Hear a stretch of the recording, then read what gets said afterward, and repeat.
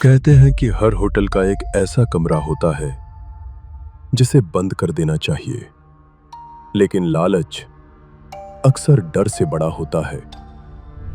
यह कहानी है रोहित की, जो काम के सिलसिले में एक पहाड़ी शहर गया था। रात के करीब 11 बजे वो एक पुराने से होटल में पहुंचा। होटल लगभग खाली था। रिसेप्शन पर बैठा बूढ़ा मैनेजर उसे अजीब नजरों से देख रहा था।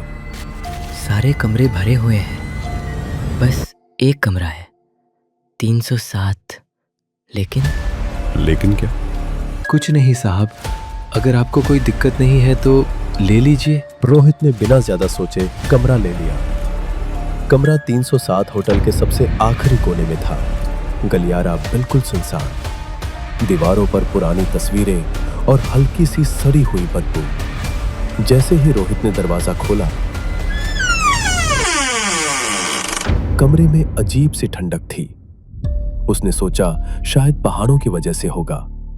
रात के 12 बजे रोहित सोने ही वाला था कि उसे बाथरूम से पानी टपकने की आवाज सुनाई दी।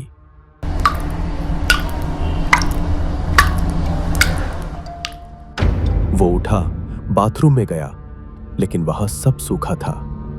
जैसे ही वो वापस मुड़ा, आईने पर कुछ लिखा हुआ था, ये कमरा छोड़ दो।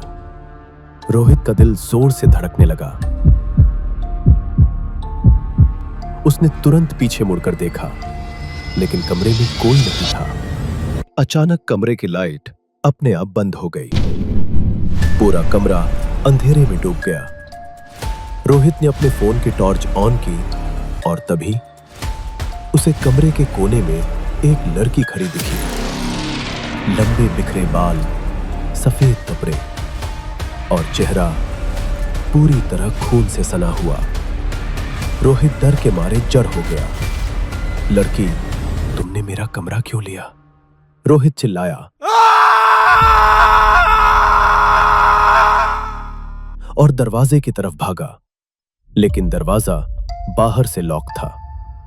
अब उसे समझ आया होटल का वो मैनेजर क्यों हिचकिचा रहा था। अचानक दीवारों से खून बहने लगा। कमरे का तापमान और गिर गया। लड़की धीरे धीरे रोहित की तरफ बढ़ रही थी। रोहित ने हिम्मत करके पूछा, तुम कौन हो? मैं वही हूं जिसे इसी कमरे में मार दिया गया था, और जिसने भी ये कमरा लिया वो कभी जिंदा बाहर नहीं गया। रोहित ने खिड़की से कूदने की कोशिश की, लेकिन खिड़की खुल ही नहीं रही थी। लड़की अब बिल्कुल उसके सामने थी। उसने रोहित का हाथ पकड़ लिया। उसका हाथ बर्फ से भी ठंडा था। रोहित जोर जोर से चिल्लाने लगा, लेकिन होटल में कोई सुनने वाला नहीं था। अगली सुबह मैनेजर 307 के बाहर खड़ा था। उसके चेहरे पर हल्की सी मुस्कान थी। हाउसकीपिंग स्टाफ अंदर गया तो रोहित की लाश बिस्तर पर पड़ी थी। चेहरे पर डर का भाव और आईने पर फिर वही लिखा था, एक और। तो दोस्तों, ये थी आज की कहानी। क्या आपको भी कभी ऐसा डरावना अनुभव हुआ है? तो कमेंट में जरूर बताइए। और अगर कहानी पसंद आई हो तो चैनल को सब्सक्राइब करना मत भूलिए। अगली बार फिर मिलेंगे एक और डरावनी दास्तान के साथ। तब तक के लिए शुभ रात्रि।